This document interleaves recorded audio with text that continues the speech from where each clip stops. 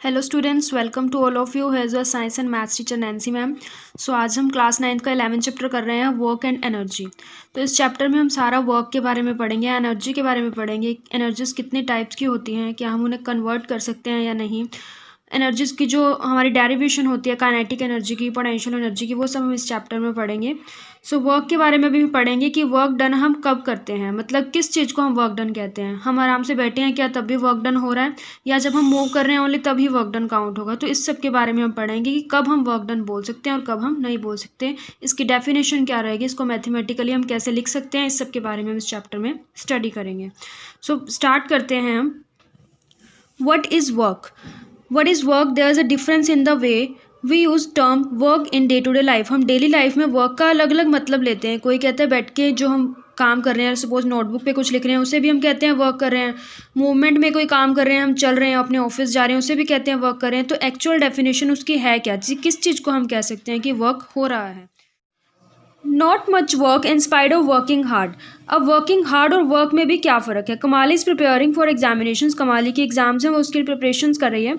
She spends lot of time in studies में वो बहुत ज़्यादा टाइम स्पेंड करती है। शी रीड बुक्स पढ़ती है। ड्रॉज डायग्राम बनाती है, अपनी थॉट्स को ऑर्गेनाइज करती है, क्वेश्चन पेपर कलेक्ट करती है, अटेंड क्लासेस लगाती है। मतलब वो एग्जामिनेशंस को क्लियर करने के लिए बहुत ज़्यादा हार्ड वर्क कर रही है। तो एक्चुअल में क्या वो साइंस की टर्म में वर्क कर रही है या नहीं, इसके बारे में हम स्टडी करेंगे। वैसे तो वो मेंटली बहुत काम कर रही है, मेहनत कर रही है, अपनी सारी क्लासेस अटेंड करती है, एग्जाम्स के लिए प्रिपेयर करती है, मतलब उसकी मेहनत तो पूरी है। बट वो क्या साइंस की टर्म में वर्क कर रही है या नहीं कर रही है, इसके बारे में हम स्टडी करेंगे, यानी कि साइंटिफिक डेफिनेशन हम वर्क डन की स्टडी करेंगे। So scientific concept of work. To understand the way we view work and define work from the point of view of science, let us consider some situations. Push a pebble lying on the surface. The pebble moves through a distance. जब हम pebble को surface से push करेंगे, मतलब धक्का देंगे, तो क्या करेगा, मूव करेगा कुछ डिस्टेंस में। सपोज कोई पत्थर पड़ा ज़मीन पे, मैंने उसको पैर से किक किया, क्या उसने कुछ डिस्टेंस कवर किया, यानी कि करता है वो डिस्टेंस कवर। मैंने फोर्स लगाया और उसने क्या किया, डिस्टेंस को कवर किया। You exerted a force on the payable and payable got displayed. मैंने उस पेबल पर अपना फोर्स लगाया उसे मूव करने के लिए और वो मूव हुआ। In this situation work is done. यहाँ से थोड़े हमें क्लियर होता है कि जहाँ पर फोर्स लग रहा है और जहाँ पर थोड़ी सी डिस्प्लेसमेंट हो रही है, यानी कि वो अपने पोजीशन चेंज कर रहा है, that is work done. Next देखते हैं example. A girl pools a trolley. Girl ने ट्रॉली को खींचा and trolley moves through a distance, यानी कि गर्ल ने ट्रॉली पर फोर्स लगाया उसको खींचने के लिए और वो ट्रॉली मूव होने शुरू हो गई, यानी कि उसने फोर्स भी लगाया और डिस्टेंस भी कवर हुआ, दैट इज वहाँ पर वर्क हुआ। Lift a book through a height. अब मैंने एक बुक लिफ्ट की हाइट से। To do this you must apply some force. उसके लिए मुझे कुछ फोर्स लगाना पड़ेगा और बुक का जो थोड़ा डिस्टेंस चेंज हुआ, यानी कि वो हाइट पे गई या हाइट से आई, यानी उसने कुछ डिस्टेंस कवर किया।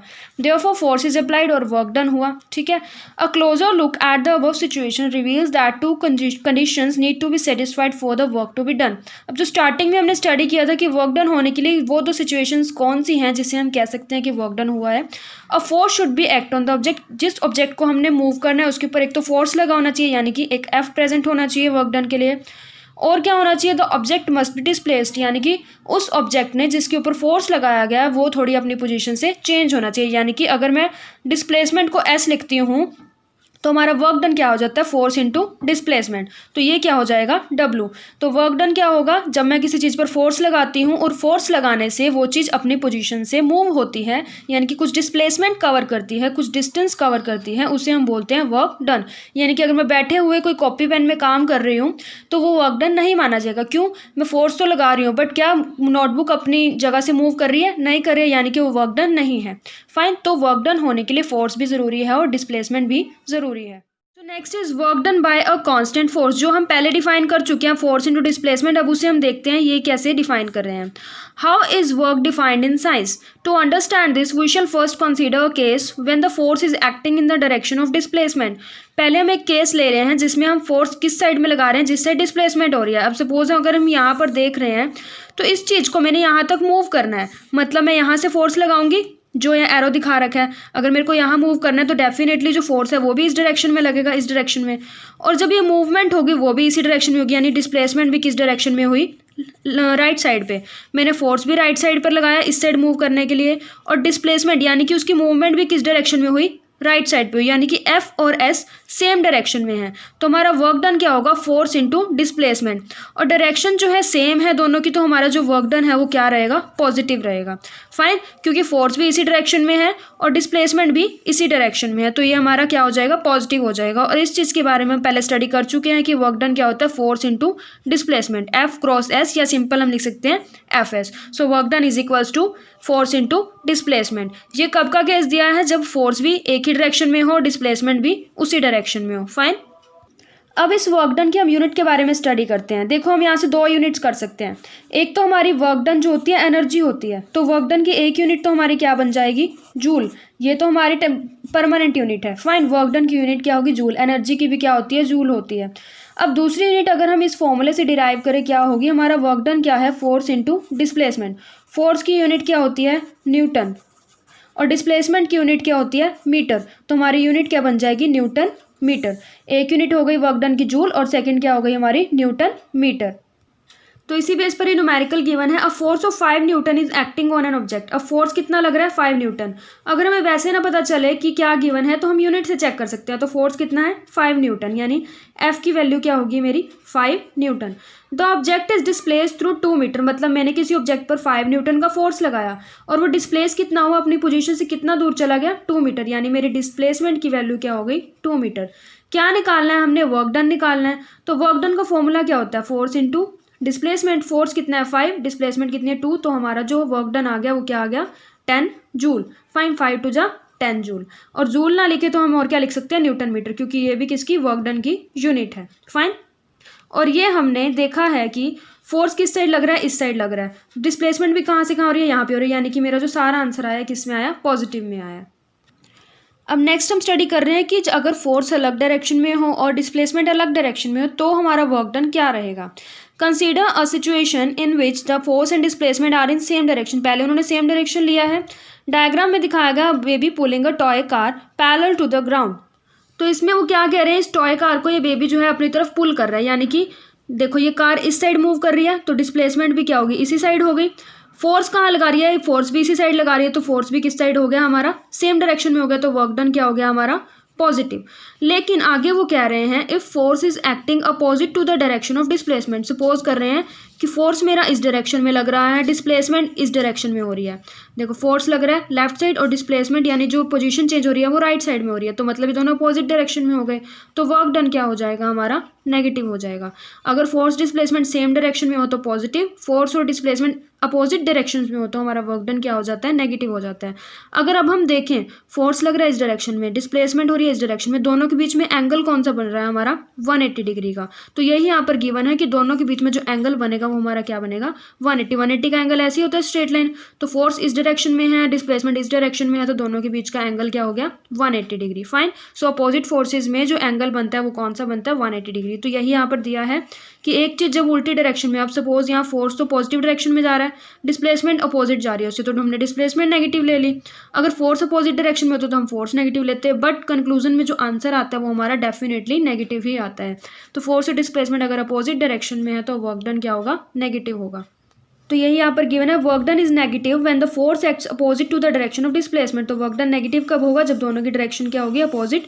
और अगर पॉजिटिव कब होगा, जब उनकी डायरेक्शन क्या होगी, सेम होगी। Fine, so a porter lifts a luggage of 15 kilogram. A porter जो है लगेज यानी सामान उठा रहा है 15 किलोग्राम का, यानी एम क्या हो गया मेरा, 15 kilogram from the ground and puts it's on its head, और उसे वो अपने सिर पे रख लेता है 1.5 मीटर अबव, यानी कि मीटर क्या होगी, डिस्प्लेसमेंट गिवन होगी, तो हमें क्या निकालना है, वर्क डन।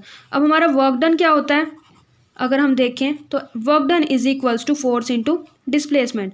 तो हमें क्या दो चीज़ें चाहिए, फोर्स चाहिए और क्या चाहिए, डिस्प्लेसमेंट। लेकिन फोर्स तो यहाँ पर गिवन नहीं है, तो फोर्स हम कैसे निकाल सकते हैं। फोर्स का फॉर्मूला हमने लास्ट चैप्टर में क्या पढ़ा है, force is equals to mg या फिर force is equals to ma। तो m हमारे पास है, g हमारे पास है, तो हम फोर्स की जगह क्या पुट कर सकते हैं, mg, और इधर क्या लिख सकते हैं, डिस्प्लेसमेंट। तो m क्या है हमारे पास 15, ग्रेविटेशन की वैल्यू हमारे पास फिक्स है 10, और s की वैल्यू क्या है 1.5। जब हम तीनों को मल्टीप्लाई कर देंगे तो हमारा क्या आ जाएगा, वर्क डन इन जूल्स। तो यही यहाँ पर हमने सॉल्व किया हुआ है, फोर्स इंटू डिस्प्लेसमेंट। फोर्स को क्या लिख दिया mg, तो m क्या है 15, g क्या होता है 10, s क्या है हमारे पास 1.5। तो हमारा सारा सॉल्व करके क्या आ गया, 225 न्यूटन मीटर या फिर जूल। और यहाँ पर किलोग्राम मीटर पर सेकंड स्क्वायर मीटर क्यों लिया, बिकॉज हमने यहाँ से यूनिट बनाई है। m की यूनिट क्या होती है, किलोग्राम, ग्रेविटेशन की यूनिट क्या होती है मीटर पर सेकंड स्क्वायर, और डिस्प्लेसमेंट की यूनिट क्या होती है मीटर। तो हमने यहाँ तीनों यूनिट्स इस तरह से लिख दी, वही क्या हो गया न्यूटन मीटर और वही क्या हो गया जूल। वैसे हम वर्क डन की यूनिट सिर्फ ये लेते हैं, Newton metre and joule. Next is energy. Life is impossible without energy. हमारी जो लाइफ है इम्पॉसिबल है एनर्जी के बगैर। The demand for energy is ever increasing. Where do we get energy from. Energy हम लेते कहाँ से हैं। The sun is the biggest natural source of energy. Sun जो है एक नेचुरल रिसोर्स है जिससे हमें एनर्जी मिलती है। हीट एनर्जी यहाँ से मिलती है। Many of our energy sources are derive from sun. We can also get energy from the nuclei of atoms, interior of the earth, tides, ये सब से हमें भी एनर्जी मिलती है। समुद्र के पानी से भी हमें एनर्जी मिलती है। Can you think of other sources of energy. Let us consider following examples. When a fast moving cricket ball hits a stationary wicket. जब एक स्टेशनरी विकेट को बॉल लगती है तो विकेट क्या होती है अपने जगह से डिस्प्लेस हो जाती है, गिर जाती है। Similarly, an object when raised to a certain height gets a capability to the work. You must have seen that when a raised hammer on the nail place, जब हम कील के ऊपर जब हम हथौड़ा मारते हैं तो वो जो कील होती है नेल होता है वो अंदर चला जाता है। It drives the nail into the wood. We have also observe children winding a toy and when the toy is placed on the floor it starts moving. जो होती है की हम भरते हैं उसके बाद कार मूव करना शुरू कर देती है। When a balloon is filled with air and we press it we notice a change in shape. जब एक बैलून में हवा भरी होती है और हम उससे प्रेस करते हैं तो उसकी शेप में चेंज आता है। However, if we press the balloon hard, अगर हम ज़्यादा उसे प्रेस करते हैं तो वो बर्स्ट हो जाता है। In all these examples, the objects acquire through different means the capability of doing work. इस सब एग्जाम्पल्स में हम क्या देखते हैं कि जो हर एक ऑब्जेक्ट है उसके अंदर कैपेबिलिटी है वर्क डन करने की। अगर हम ज़्यादा एनर्जी देते हैं तो वो किसी और शेप में चेंज होता है, कम एनर्जी देते हैं तो वो किसी और शेप में रहता है। An object having a capability to do work is said to be posses energy. किसी भी ऑब्जेक्ट की वो कैपेबिलिटी, वो कैपेसिटी जिसकी वजह से वो वर्क कर सकता है, दैट इज एनर्जी। इससे पहले हमने वर्क के बारे में पढ़ा और उसी वर्क को करने के लिए हमें क्या चाहिए होता है, एनर्जी। नेक्स्ट हम देखते हैं एनर्जी की forms. Luckily the world we live in provides energy in many different forms. हमारे वर्ल्ड में अलग अलग तरह की एनर्जी हैं जिनको हम एक दूसरे में कन्वर्ट कर सकते हैं। The various forms of energies, potential energy है, काइनेटिक है जो मूवमेंट के कारण आती है, हीट एनर्जी हीट के कारण, केमिकल एनर्जी जो फूड बनाते हैं हमारे प्लांट्स, इलेक्ट्रिकल एनर्जी इलेक्ट्रिसिटी से आती है, लाइट एनर्जी, ये सारी क्या है एनर्जी की फॉर्म्स हैं। तो इसके बाद हम काइनेटिक एनर्जी। काइनेटिक एनर्जी क्या होती है, जो एनर्जी हमारे मोशन के कारण आती है। मतलब जब कोई ऑब्जेक्ट मूव कर रहा है, कोई ह्यूमन बीइंग मूव कर रहा है तो उसके अंदर कौन सी एनर्जी है, काइनेटिक एनर्जी। तो यही इन्होंने दिया, how does the wind move blades of a windmill. Windmill के जो ब्लेड्स हैं वो मूव करते हैं, यानी कि उनके अंदर भी एनर्जी है। Objects in the motion posses energy. जो भी चीज़ मोशन में है, मूव कर रही है, उसके पास एनर्जी है और उसी एनर्जी को हम क्या बोलते हैं, काइनेटिक एनर्जी, जिसकी डेरिवेशन हम नेक्स्ट वीडियो में कंटिन्यू करेंगे।